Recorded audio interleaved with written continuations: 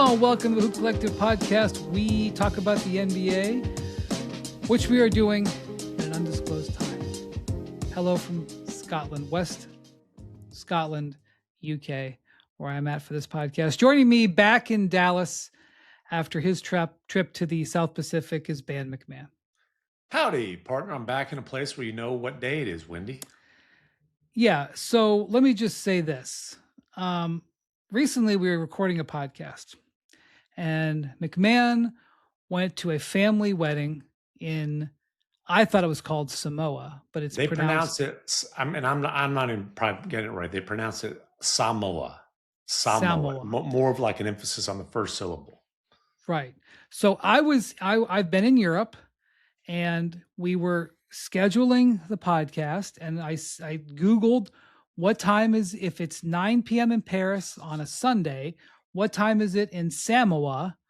And what time is it in New York? And it said in Samoa, it's 9 a.m. on Monday. And in New York, it's 4 p.m. or whatever it was, 3 p.m. So I said, hey, Jackson, how do we feel about 3 p.m. in New York, 9 p.m. in Paris, and 8 a.m. Monday in Samoa? Everybody gives a thumbs up. We're all good. We're all good. Okay, so here we get. It's 9 o'clock in Paris. It's 3 o'clock.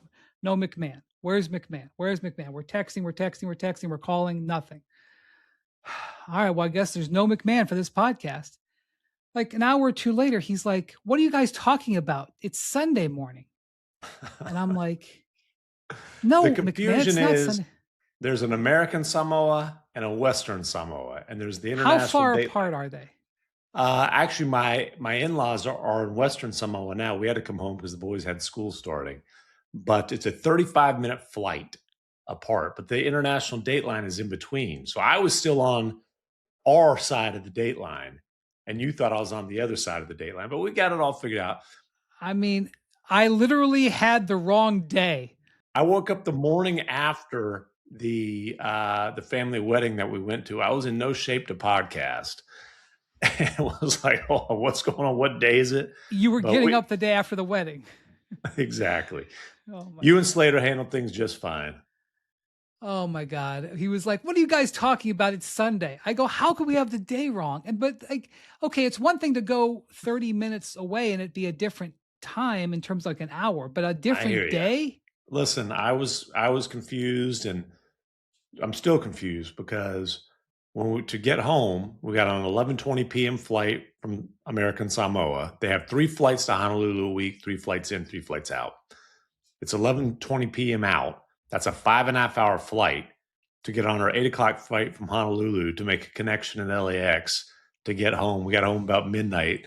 The boys made it to school this morning somehow miraculously. I slept for a while. Yeah, well, you land before you take off. Okay, now, moving past it, it's nobody's fault, especially not mine. Never that I had the wrong day. That I didn't understand you were in American Samoa versus Samoa. All right. Now comes the time. Okay. I know. Now comes the time where we, our friends at DraftKings have posted the win totals. The majority of the offseason, we think, we don't know. Crazy things happen. The Lakers get sold twice in a year, for example. But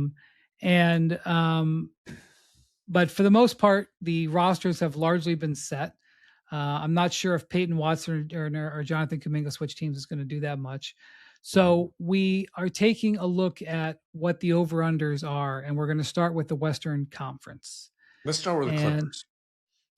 Oh, yeah, well, let's not start there because the one team that doesn't have the win total posted is the Clippers because, there's an investigation. They do have one for the Raptors. I know, yeah, and I guess they figured, well, the Raptors would have Brandon Ingram if they don't have Kawhi, so there's at least a kind of a baseline. But obviously, will Kawhi be playing? If so, is it in Toronto? Like, there's just no way to forecast the Clippers right now. Well, since you left that, let's say the trade does go through. All right. So Vegas doesn't have a. Let's say the trade does go through, and Brandon Ingram ends up as a Mhm. Clipper. And look, maybe the Clippers go out. We don't know what's happened with Benedict Mather, and maybe they go out and try to acquire another piece. But let's just say, for the most part, that the trade goes through. Where would you put the Clippers with trading out, getting Grady Dick and Brandon Ingram for Kawhi Leonard? I mean, not as a playoff team, Right. which, according to this, tied for eighth are the Warriors and Suns at 40.5 wins. I don't think the Clippers are a top 8 team. So you're saying Somewhere, they're a losing team with this trade? yeah, somewhere in the 30-ish win range, and the Clippers are going through or trying to get to a pretty major franchise reset that is obviously not about winning right now, but about moving past a pretty tough chapter as it all turned out in franchise history. Just because the expectations were so high, and then the payoff was not much. Um, but yeah, somewhere in the 30s. Maybe a play-in team, probably not. Well, here's one thing that I think we're going to have to pay attention to when it comes to these win totals is that a bunch of these teams that were tanking last year are Yeah. no longer tanking. Mm-hmm. And so, like, a team who last year could be just as good as they were last year, or possibly even better, and have fewer wins because you're going to have fewer of these gimmies on the schedule. Yep. The Grizzlies and the Jazz and the Kings, in terms of the Western teams, they are all trying to win. And Portland, not that they were tanking last year, but Portland is, Tom Dundon wants to win. So keep that in mind Yeah, as we go Dundon wants through to make the these. playoffs. He just doesn't want to give away T-shirts once they get there. Correct. But I mean, Portland was a play-in team last year, Mm-hmm. and they made the playoffs. And I think that they intend to be better this year, or they're trying to make moves to be better. So, all right, let's start at the top, MacMahon. The Oklahoma City Thunder, 2025 NBA champs, losers in 7 games to the San Antonio Spurs with injuries to their front line. They had some losses this off season. Lou Dort, Aaron Wiggins, Isaiah Joe. They bring in some draft picks. DraftKings loves them. They have the highest win total by a game over the Spurs. We'll talk about in a second. They are at 60.5 with the wins. Are you an over or under on 60.5? I mean, I'm an over, and I do think that they are a significantly thinner team. They don't have the depth that they had last year, just because they did lose 3 quality role players, one of whom was a starter. But they were a 68 win team a couple years ago. They were a 64 win team last year. I guess you could say if that trend holds up, they're a 60 win team this year. But really, to me, this comes down in so much to, can Jalen Williams, J Dub, stay healthy? They won 64 games last year, and he played That's like right. 30. What was it? I think 33, if I'm Yeah, and not how mistaken, many of during those the games regular was he even season. close to 100%? Yeah, and so I know he's working awfully hard on his body this summer to do everything within his power to position himself to be durable this year. Because the other question mark with them is just the depth at the power forward position. Chet Holmgren's their starting power forward, and then it's like, I don't know who, like, they'll play a lot of 4 guard stuff. Like, Caruso can play a power forward. He's not power forward size. J-Dub can play power forward. He's closer to power Crusoe forward guards Victor size. Wembanyama for chunks of Yeah, I games. mean, yeah. So So they've got versatility in terms of like their wing players. But look, they're still an extraordinarily deep team. They still have unbelievable high-end talent. Shai Gilgeous-Alexander, I don't think he'll repeat as MVP again, but he's a 2-time reigning MVP. People are down on Chet because he had a really rough conference finals. But trust me, if Chet Holmgren was put on the trade block, there would be a Chet Holmgren was massive, an All NBA player last year. yeah, there'd be a massive bidding war for him. Holmgren was an All NBA player last year. Jalen Williams was an All NBA player the year before. They've got 3 All NBA caliber players and a bunch of emerging young talent. You know, we haven't mentioned AJ Mitchell, who's also, you know, his injury during the playoffs was a killer. He's emerging. Right. Casey Wallace is emerging. They've just got so much talent. Obviously, an elite coach. You know, I think their culture changed a bit with the loss of the guys that went out the door, but they still have elite culture. And, you know, I don't know if they're the best Well, team. look, I can boil this down. AJ Mitchell's role is going to be bigger. How do you feel about that? Great. He's a hell of a player. Casey Wallace's role is going to be bigger. How do you feel about that? Great. And I think it'd be in their best interest to get him signed to an extension, because he'll be, if not, he'll be really expensive. Jared McCain's role is going to be bigger. How do you feel about that? Good. Yeah, I mean, I'm not bad. You know, maybe not as excited about Casey Wallace's role growing, but you know, I'd feel okay about it. And look, like they had these guys who were mostly out last year.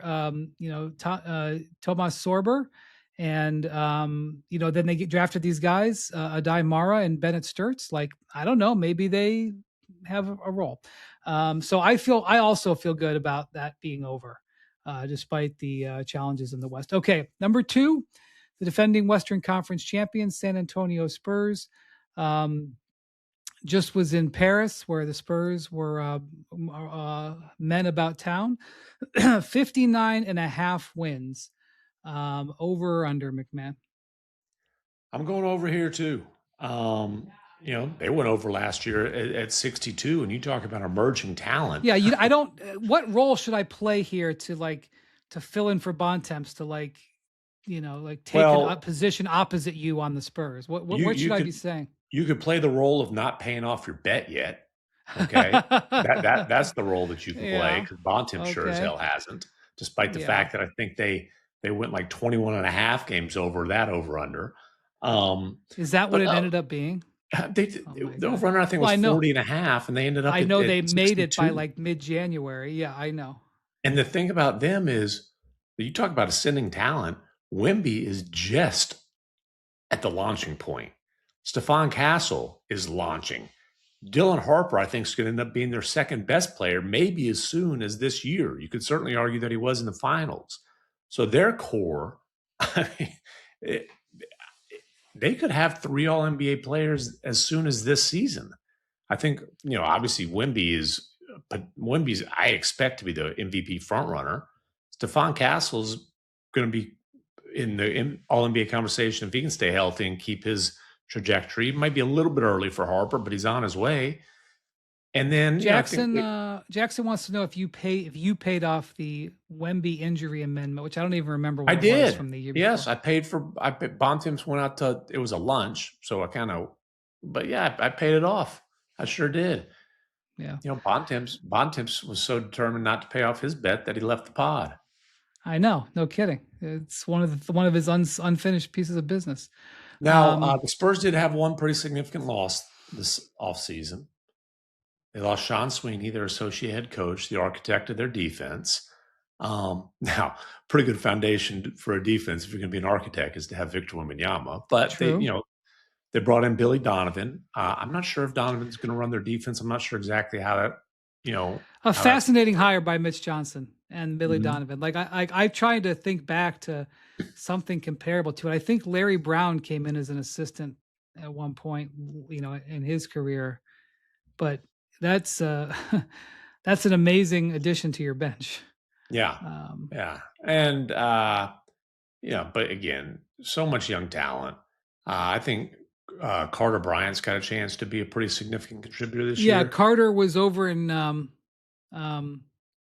Paris with the guys working out. So Carter Bryant's got some upside. Talk about a guy who was a big time athlete who was just beginning to harness what he can do. That is the definition of raw talent right there. So I agree with you. But again, they won 62 games last year, and Wemby missed what it ended up being 19, I think. Well, he got the exception to, he was a little bit under, right, the 65, and he got they kicked it over the edge, right? So the NBA Cup exception, yeah. Yeah. Um, I agree with you. I hate going I over. know. I We got don't to have like some that. conflict. I know. Okay. So Spurs at 60 and a half, or Thunder at 60 and a half, Spurs at 59 and a half. And now we have a moat, Mm-hmm. a separation, a border, because all the way down, Vegas, DraftKings thinks there's only 250 win teams in the West. And they both are going to win 60 basically. And then all Yep. the way down. And I got to be honest with you, this is bullish with some unknowns about the Nuggets. This is bullish. But they have the Nuggets with the third best over under in the West, 49 and a half. What say you? At some point, I need to go under on some of these teams. But I can't Right. quite yet. If Joker's healthy, they're a 50-win team. You know, like they won 54 last year. Jamal Murray had a good year last year. Jamal Murray had a great year last year. Christian Brown had a bad year last year. I Right. think in large part because of an ankle injury that caused him to miss a ton of time and lingered. But again, Joker. Cam Johnson had a bad year last year, and I think in large part because he was playing in a system they'd never played in before. And I think it affected him.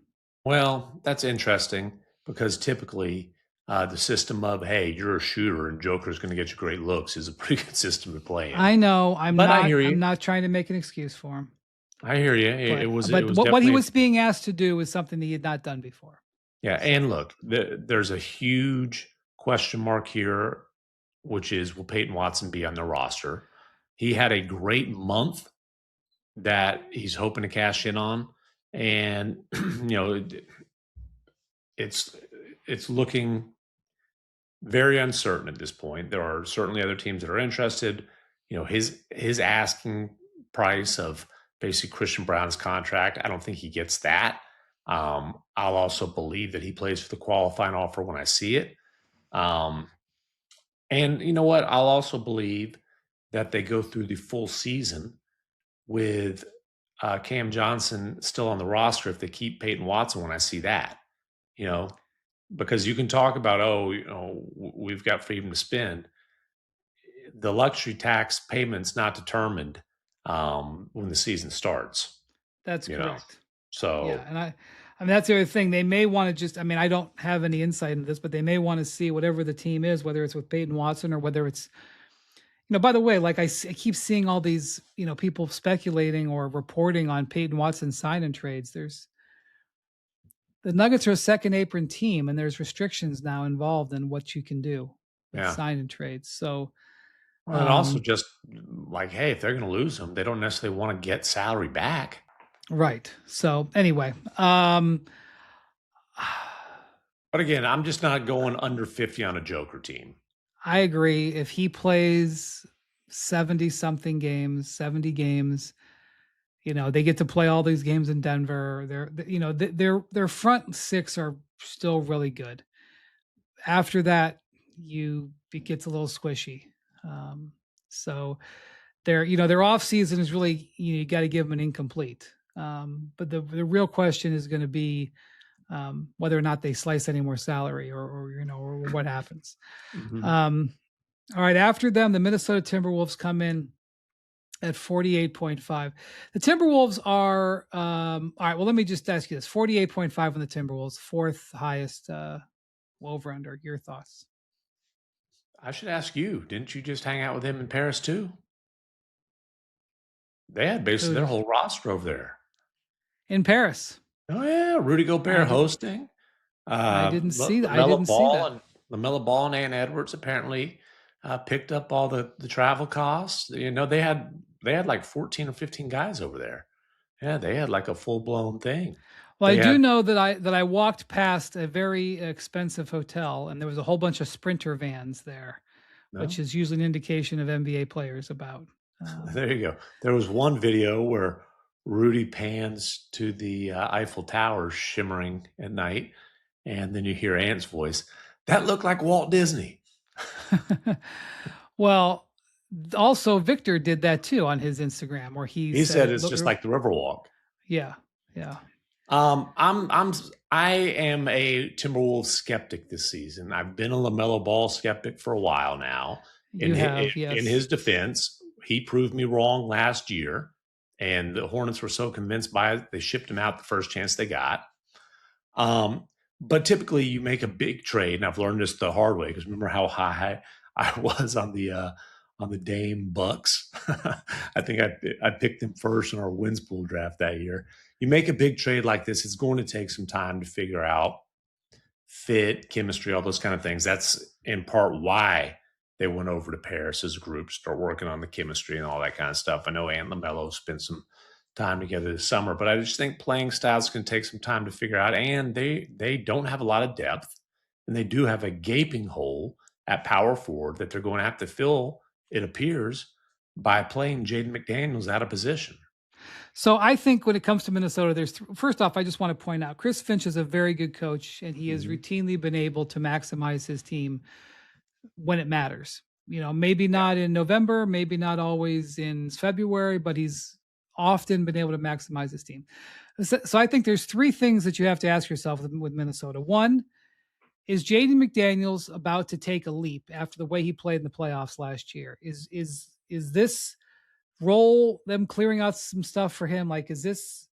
By the way, he's extension eligible, Mm-hmm. so that's something to keep a little eye on. Is he about to? Is he about to like leap forward into like being an all-star? That's number one. Number two, does LaMelo Ball getting there and LaMelo Ball's health free up Ant in a way that they weren't able to do for the last two seasons? Mm-hmm. Ever since they traded Carl Towns, Yeah. where those two work really well together, and the space comes out, and Ant, playing off LaMelo ends up being like an unlocking mechanism. Well, and then doesn't Uh, have to deal with a million double teams. Yeah.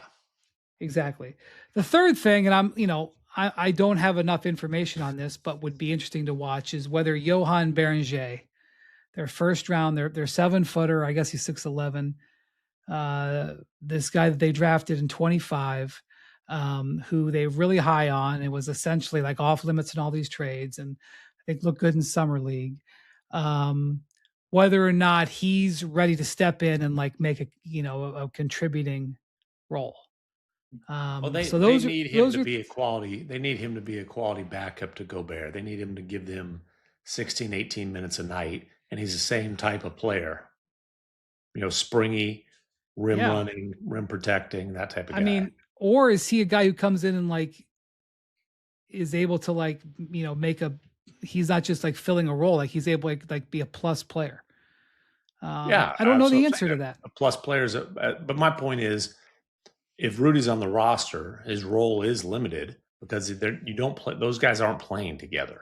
Probably not. I agree, but I just that's their upside young guy. I mean, they've had these young Mhm. guys that have had upside. I mean, Terrence Shannon has a little bit, No, but he's got some. but are one of these young guys going to hit? And they're really super high on Berenger. So I am inclined to go under on this, but I am also saying this with these big open questions that I openly admit I don't know. Well, and look, Um, the other thing with the Wolves is they aren't, as you said, always a great regular season team, but they are a team that they're one of the few teams that's won playoff series in each of the last few years, including a couple trips to the conference finals. They Without tend to be question, better in the playoffs. without question. Um, all right. Houston Rockets with the fifth in the over under 47 and a half. One of your teams, MacMahon. Yeah, I'd go over on this. They were a 52 win team last year, despite the fact that they'd sorely missed Fred Van Vliet. And Van Vliet will be back. I don't look, will Van Vliet just hit the ground running? I can't guarantee that.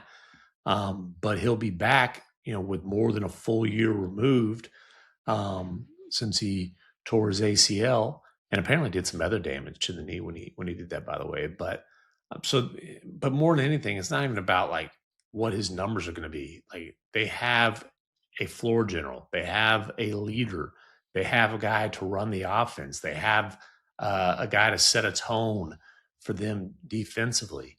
Um, So just with the return of Van Vliet, and I don't know right now what Steven Adams' um, status is entering the season. But they really missed those two guys late in the year. They missed Van Vliet all season long, and they still won 52 games. I was looking up their numbers. Remember, they were 8th in offense last season, despite being a horrible fourth quarter team. They weren't 8th in clutch offense. I can at assure least you in of clutch that. play, and they were bottom 5 in turnovers and like bottom 10 in assists. And in the fourth quarters, they were almost worse. Look, like, I'm still not 100% convinced of the Durant fit, but I am convinced of Durant's still ability to be a game-changing player. And look, I don't know what they're going to get out of Marcus Smart, but he was pretty good for the Lakers, especially in the second half last year. Yeah, they need his toughness, though. That's what they wanted from him. I'm 47.5. Yeah, I mean, they've got good players. They've got really good players last year. for 47. I realize it was a tanking league, but they won 52 last year. They won 52 last year. They've got a good coach, and I got to go over on that. Well, That's over. And they need Şengün to be better than he was last year. Not necessarily statistically, but just overall. And they need a Min Thompson to take another step, if not a leap. They've got pretty premium talent, man. Mm-hmm. We've got pretty premium talent. All right. 6th on your scorecard, but first in your heart, the Los Angeles Lakers. What an insult by DraftKings, a team that's finished in the top 3 in the West the last 2 years. Dropped them down to 45.5 over under, which is probably slightly higher than you'd normally see because you always count on the Laker fans to bet the over. MacMahon. Well, yeah, I was going to say the fact that DraftKings has them this low, I'm sure they are expecting the over to be hammered. And that kind of tells you what they think. Look, I get why they moved on from LeBron, or there was the mutual decision or whatever. Like, I get why. I don't want to get hung up on that, but like, okay, I get why they were prepared to move on from LeBron. Okay. Because look what they didn't target Walker Kessler flippantly, and look what they paid him. I think they intended. I don't want to get. I can't have aggregation in my life. It's okay. My point is just this: what they were trying to do was put a long-term core in place around Luka and Austin Reeves, and to do that, you couldn't have LeBron making a bunch of money. Now, why didn't LeBron take the minimum from the Lakers? That's a whole different story.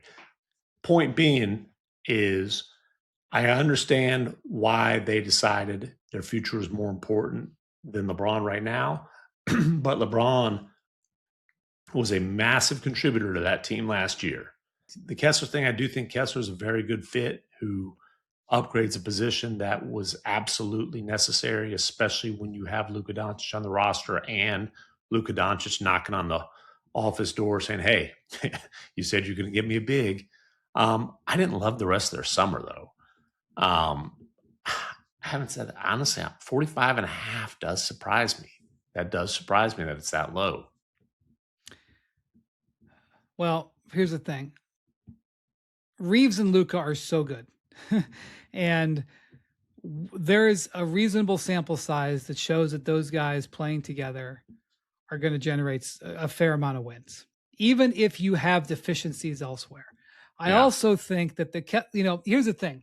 When you look at Kessler, so many people are going to focus on the trade cost. Mm-hmm. And I do think that we could get into a situation in the next, 6 to 12 months where we say, boy, if the Lakers had just handled that a little differently, they would be able to do whatever that is part of the opportunity cost. But if you look at the actual fit, it's a great fit. Yeah. And he needs to be a first team all defensive selection. And remember, it's positionless. So I'm saying he needs to be first team. I mean, I don't know about first team. Windy. If he's not a top 5 defensive player in the league, they are going to be abysmal All on right. that end of the I'm floor. not going to focus on top 5. He needs to have a good season. He needs to play a lot of games, and he needs to fill the role that he's was brought there for, which is to rim run and defend the front of the rim. He needs to clean up a lot of messes on the defensive end of the floor. Well, he can do that, quite That's frankly. what they brought him there for. As far as Mamishkavili, I felt that Rui Hachimura was undervalued. Yeah, And that was curious to me, just from a fit standpoint too. And Colin Sexton over either Smart or Kennard was curious to me. Also, it was a lot to pay for Quentin Grimes. I don't know. I'm going to lean over because I think their 3 best players are pretty good, and I think they fit together. And I agree, Walker's got to defend. But I can say that I think they're going to win a lot of games without saying I think they're going to win the championship. Yeah. So, but Vegas thinks what they think. Okay, this number surprised me a little bit. Portland Trailblazers, with the 7 at 43.5 over under. I don't like Portland this year. I think they've got a lot of pretty good players, but the fits are weird. Like John Dame is your starting backcourt. Man, Donovan Clingan better be a hell of an elite defender too. I've got chemistry concerns. I've got just organizational concerns. I think the whole franchise is a complete mess right now because of all the stuff happening with the arena, the relocation, the owner being a total cheap ass, the coach come in with handcuffs on because the owner is such a cheap ass, and the way that the contract was done. I just think there's too much mess around the Blazers right now for them to be a playoff team. I didn't understand how Damian Lillard fit when they signed him a year ago. I understood why they signed him. I didn't understand how he fit. And that was before they traded for Ja Morant, who I also don't understand how he fits. Because of Drew Holiday, because of Shaedon Sharpe, because of Scoot Henderson, and here's the thing. There have been times in the past, and I always go back, the case I always go back to is when the Rockets had Chris Paul and James Harden. That trade happened, and I was like, I don't get it. Yeah. And Daryl Morey said, just watch. Kevin McHale, who was the coach, said, just watch. Or was it D'Antoni? D'Antoni. D'Antoni. D'Antoni was like, earlier. I know, whatever. I'm getting old. It's okay. But I remember like talking to D'Antoni. Like I remember talking to D'Antoni like midway through the season. He's like, what do you think? This is my first year in the league? It's like, I knew what I was doing. I was like, well, you're right. And I remember when the Wolves traded for they had Karl Towns, they traded for Rudy Gobert, and I went to training camp and I was like, I don't get it. And Finch was like, just watch. And so, Mike and Nori could say, just watch. And I can, why we could be sitting here in mid-November going, oh my gosh, this was the vision. But it's hard for me to get there. And they also, they've been trying to trade Jeremy Grant forever, it seems like. So they finally get that done. And I'm not really sure how their front court rotation all fits. So their best player is not John Morant. It's not Damian Lillard. It's Denny Avdia. Correct. And then you've got Toumani Camara, who is one of the better 3-and-D defenders in the league, but is one of those guys coming off the bench because you've got 3 guards that you need to start? Like I don't know. I don't know who the starting lineup's going to be. And like for all the focus on, hey, what's the chemistry between Ja and Dame? Again, their best player is Denny Avdia. So he needs the ball in his hands too. Hell yes. And he's a guy who's a high usage player who also needs picks set for him and needs isolation set for him because he gets a large part of his scoring on bull drives to the rim. And, you need space and you need the ball and you need potentially guards to set screens. By the way, I am So, fascinated to see. I don't know if we'll talk before then, but if you hadn't talked by media day, Damian Lillard's media day session is going to be fascinating well, because, Dame is one of Portland's favorite sons. And yep, so I would be stunned if he doesn't. Let me just be careful what I say. I would expect Dame to have some comments about the Blazers' future in Portland. exactly. So I point out that Dame Lillard has a no trade clause. And it's just Um, that whole thing is an unhealthy situation. It just is, and it does. So how does that affect the basketball? Black clouds looming over franchises don't tend to benefit the basketball product. I think Portland is going to probably be a play-in team. I just will say under 43 and a half, just because Yeah. just out of general principle. All right, we have another gap here. The rest of the league, DraftKings thinks the rest of the conference, DraftKings thinks is going to have a losing record. They think there's going to be 7 teams with losing records, which starts out with the Warriors and Suns, both at 40 and a half. God,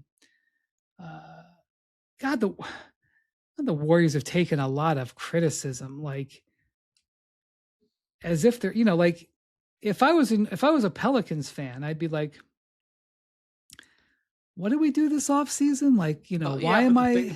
The thing about the Warriors is they are judged through the prism of a dynasty, and the dynasty has been gone for a while.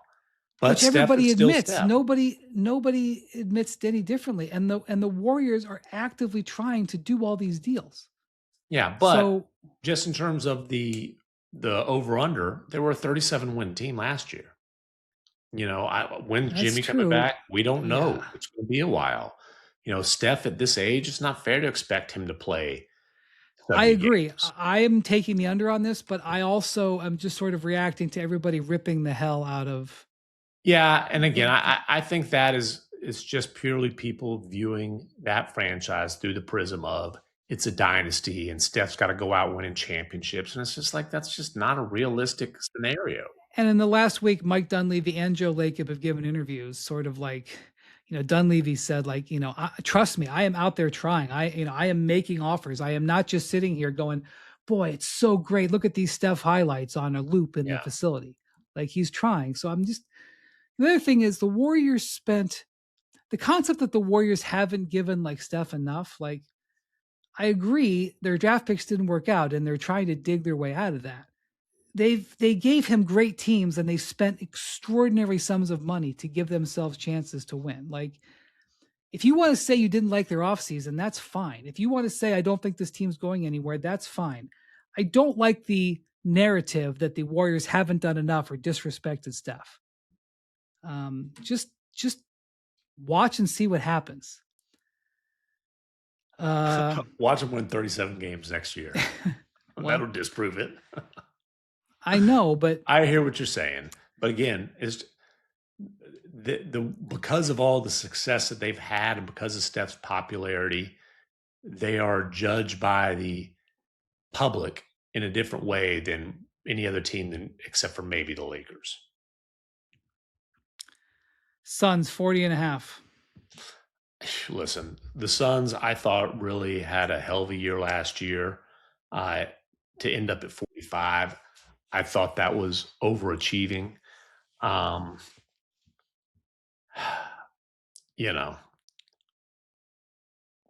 They did make a talent addition with Miles Bridges. I think they don't win as many as last year, but I'll take over. I'll say they're a 500 team. I'll go barely over 40 and a half. Devin Booker didn't have the greatest season last year. I'm not saying Devin has to prove anything, but their upside is, come on. I could sit here and talk about the nuances of Kaman Maluach. And obviously it would be really good if he turned into like a defensive playmaker. But the truth is, like, they need Devin Booker to be a bona fide all-star. You're talking about you need Walker Kessler to make all defense. Yeah. They need Devin Booker to be an all-star. And, by the way, like he has proven he can play a role and be super effective on teams. But, well, Devin needs to. They need to not bring Jalen, or they need to bring Jalen Green off the bench and have Colin Gillespie start so Devin Booker can be a 2 guard and not force him to play point guard. Listen, Whatever you got to do to get a better production out of Devin Booker is what you're looking for. He wasn't terrible last year. Averaged 26 and 6. He No, didn't well, shoot look at the his three shooting. very well. Look at his shooting percentages. Yeah, didn't shoot the three well. Other than that, he was pretty close to what he'd been. They're just a team that has a very, relatively low ceiling, and it's going to get lower and lower and lower because of the way they've operated, giving up all the picks in the future. Miles Bridges did not extend his contract. And my understanding is he's probably going to wait and try to extend it later. You may see him come in and really have a sizable role. I think they have an intent to not only an intent to pay him, but they have an intent to really give him a big role. So we'll see how that goes. West Lansing, maybe. Guess I go over again because I think they're some of their top end talent. I guess I go over. I'm squishy. Yeah. All right. In 10th, the Jazz, 35.5. Now, you know how I feel about the flip at Jazz. The flip is a coming, and it's a coming right now. And I think the Jazz, how many did they win last year? A lot less than that. So 22 last year. All right. So they were and all 22 of them, you had the Angels just cussing up a storm. 22 wins. What was their roster, assuming, relative health? Forget their roster. What was their injury report? I know, but I'm saying this. Let's say they played normal, straight up basketball. What was that team? 30, 31, maybe. You think so? You think it was a lot better than that? If they had Jaren Jackson and Walker Kessler all year long, and Kessler had this shoulder surgery like a week into the season. I understand. Their roster last year was like they're over under 35.5. I think they had a 35. Kessler ain't there. Kessler's not there now. So who cares about what could have been with Kessler? Okay, fine. But I think even if they don't do the Jaren Jackson trade, they had a team that could have won 35 games last year. We can agree to disagree on that one. So you're going over or under?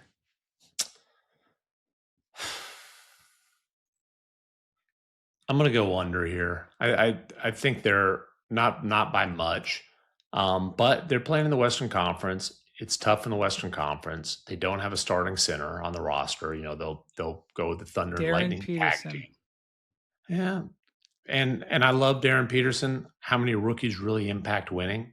I think he'll score points. I think that he's going to have to learn to impact winning.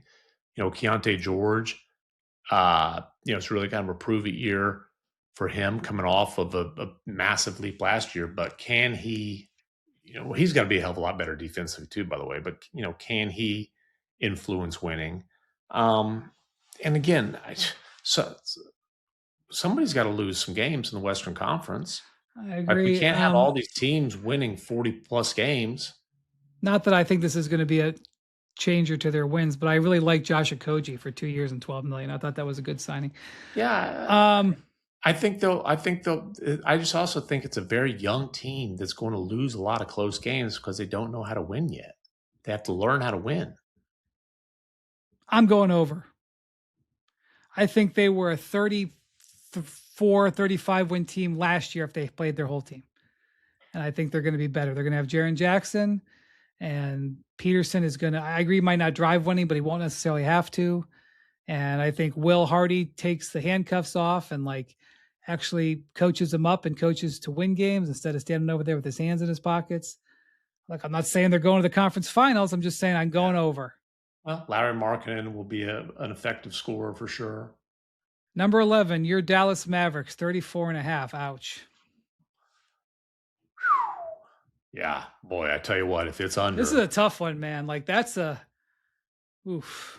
If it's under, the Flagg family is going to be perturbed. Remember, Cooper Flagg came in the league thinking, man, this is awesome. I'm a number one pick who gets to win right away. And no, you don't. Now, listen, the Mavericks tanked pretty damn hard last year, too. They are getting back Kyrie. Don't you think Santi Aldama was a nice piece of business? Yeah, I think he was a nice piece of business. I think the way they got Zachary Rissache was a nice piece of business. I'll go over here. I think it's going to be tough for them to crack the playoff picture, but I'll go over 34 and a half. And again, if they have Kyrie and Kyrie can stay healthy, that's going to solve a whole lot of their offensive issues. Well, absolutely. I mean, let me tell you when guys do start to impact winning in their second year. Well, and that's the thing for Cooper Flag. I'm really curious about him. And, will he be an all-star this year? Can he be all NBA this year? Because he's that kind of talent. There's no question about that. What are we thinking do we think how much of a role would Morez Johnson's going to play? Like, do you Well, think that's that's a great question. I think they got him to contribute right away. And look, they've got some major questions at center. yeah, I I look mean, at like we need a Derek Lively update. well, and unfortunately, like again, we talked about it on the little redraft prod recently. Like the potential for Lively is still immensely high, but unfortunately, he just cannot count on him to be on the Well, floor. the last update we got at the end of June, he hadn't been progressing to running yet. Do I have a different update that I missed? I believe he is running now, but I don't want to speak with confidence because I've been All on right. vacation.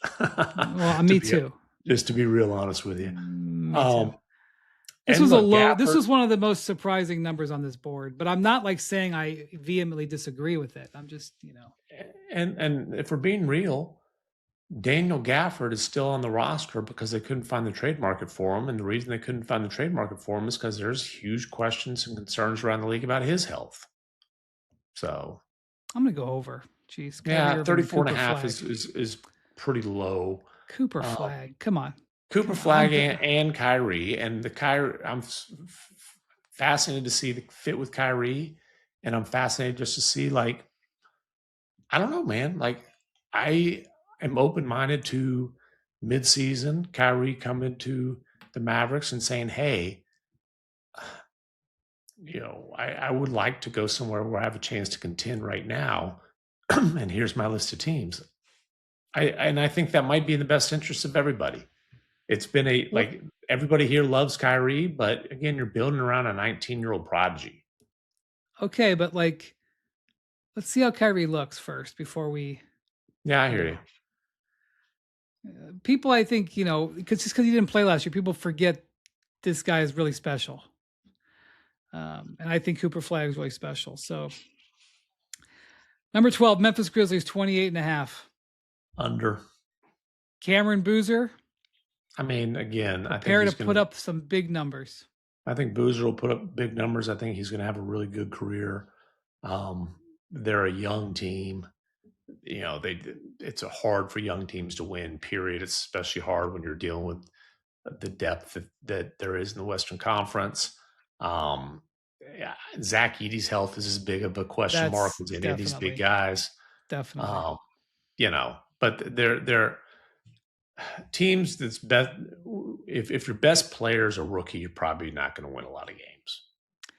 This is the spending at the top of their salaries. So Jeremy Grant, who has 2 years and $70 million left. I don't think anybody thinks he's a $70 million player at this point, but No. that's their highest paid player. The second highest paid player is Beef Stew, Isaiah Stewart, who they traded for this summer, who is a backup, a high level backup, but has been a backup. Mm-hmm. Okay. Their third highest paid player is Cameron Boozer, a rookie. Their fourth highest paid player is Tyre Jerome. So, yeah, that sounds like an under to me, with all due respect to everybody. Well, it's not like anybody in Memphis thinks that they're built to win this year. I agree. They're And listen, barely in a rebuild. Cam Boozer could average 20 and 10 and win Rookie of the Year. Let's be honest. Well, and Cooper Flag won Rookie of the Year last year, and the Mavericks won 26 games. Number 13, New Orleans Pelicans, 27.5. Under. They were trying to win last year. You're darn right they were. They didn't have control of their pick. Yeah, you got to find them with all the tankers, but they sure as hell weren't tanking last year. No, they weren't. In fact, they had a couple of stretches where they won that broke the Hawks' heart. The Hawks were thinking they might get into the top 5. Yeah, and they benefited from tanking to get to 26 wins. So the couple of things. One, there's always Zion. Is he going to be healthy? I don't know. What do you want me to say? DeJounte Murray didn't play the whole year last year. Looked pretty good when he came back. You would expect him to be stronger this year. They are trying to win, and they have Jamal Mosley, who got a really good bounce when he took over the Magic. That's what you're betting on. You're also betting on Jeremiah Fears and Derek Queen to have a second year bounce. That's what you're basically saying, is that I hear you. You're gonna take what you had and perform better with what you had. Let me ask you this: what was the major lineup change that James Borrego made when they were winning games late last year? It was a Tankapalooza, but they were winning games and disappointing the Hawks. He took Fears and Queen out of the starting lineup. Yeah. Yep. 28.5 is low, but they're in the West. They won 26 last year. So you're basically saying you're going to think they're going to win 3 or 4 more. I don't. Because I think a lot of the 26 that they won were against teams that were tanking, and we're happy to let them get one. I know. I agree. Under. Number 14, Sacramento Kings, 21.5. What about the flip? Not so much. No, the Kings are a complete mess too.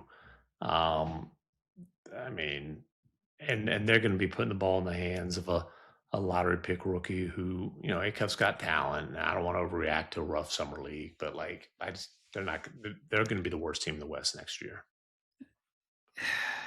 Akef is going to put up numbers. They've got the lowest paid coach in the league.